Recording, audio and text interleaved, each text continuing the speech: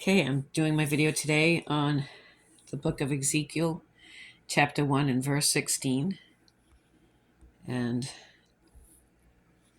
says this: The appearance of the wheels in their work was like unto the color of a beryl, and they four had one likeness, and their appearance in their work was as it were a wheel in the middle of a wheel.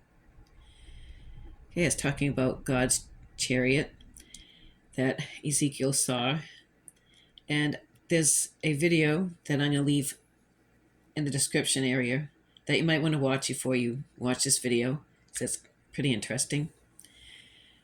Okay, so wheel within a wheel.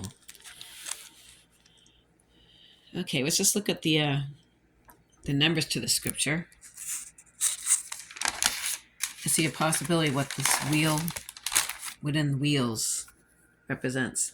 Okay, first of all, if you take the word Ezekiel, and then you flip it upside down, you're going to see numbers. You're going to see 7, 3, 1. K doesn't make a number. Then you're going to see 3, 2, 3.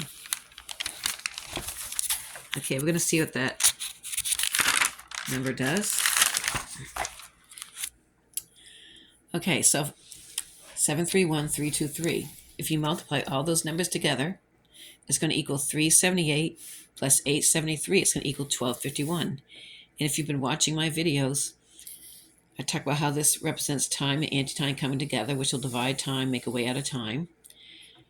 And you see 12, that's the numbers on the clock, then you get 12 going backwards. So it's like time and anti-time. So you think about the wheel within the wheel. It could represent time and anti-time working together, because God is outside time, so he can go anywhere through time. And it talks about the wheels, so there's two different wheels. And if you look at this word, you're going to see numbers like W makes a 3 if you turn it this way. The two E's, if you turn it this way, will make 3s. And then you got the L, which makes a 7. And if you multiply those, 3 times 3 times 3 times 7 plus its reverse, 7 times 3 times 3 times 3 is going to equal 378, just like up there, plus 873 is 1251. So the wheel within the wheel. Okay, and then if you take Ezekiel and the chapter number and the number 16, and you multiply all those numbers separately, 5 times 8 times 5 times 2 times 9 times 5 times 7 times 1 times 1 times 6. And that's shrinking down the letters to the smallest value, like E is 5, Z is 26, 2 plus 6 is 8. So that's what I did here. That equals 324. But what does that represent?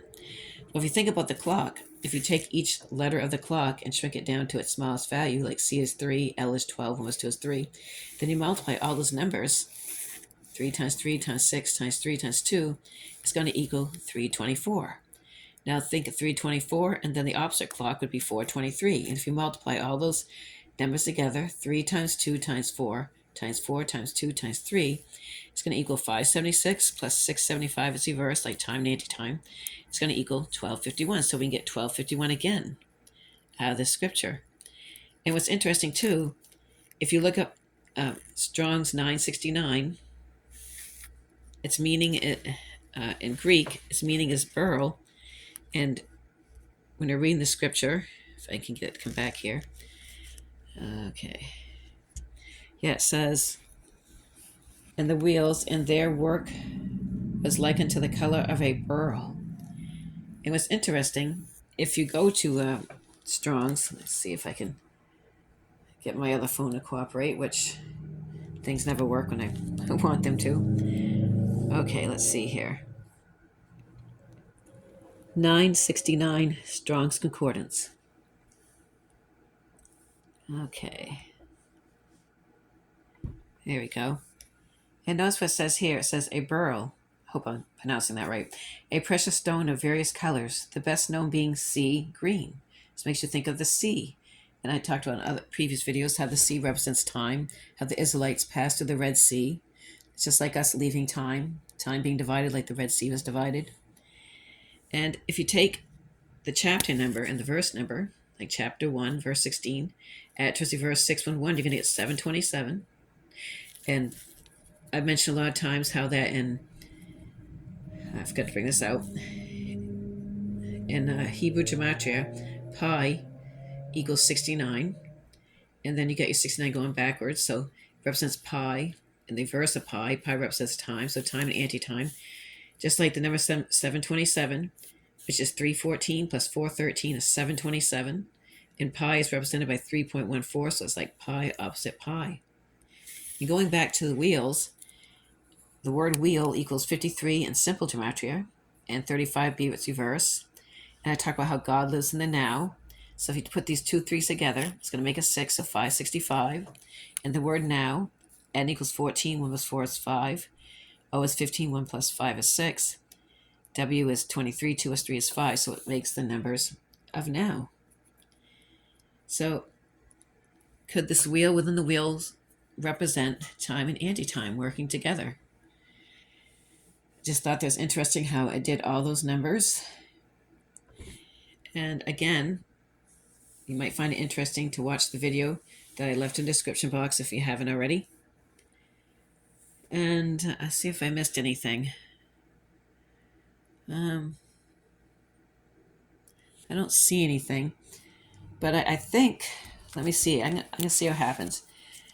The chariot's also called a Merkabah. And I don't know if I spelled this right, but I'll find out. Okay, if I spelled it right, which I think I did. Okay, shrink down each letter to the smallest value. I did it quickly earlier, but I didn't really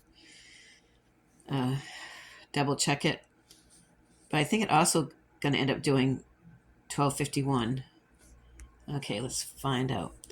All right, so 4 times 5 times 9 times 2 times 1 times 2 times 1 times 8. Aha. Okay, and it equals 576. If you drop the 0, let's see here. 576 plus 675 equals 1251. So that's pretty interesting too.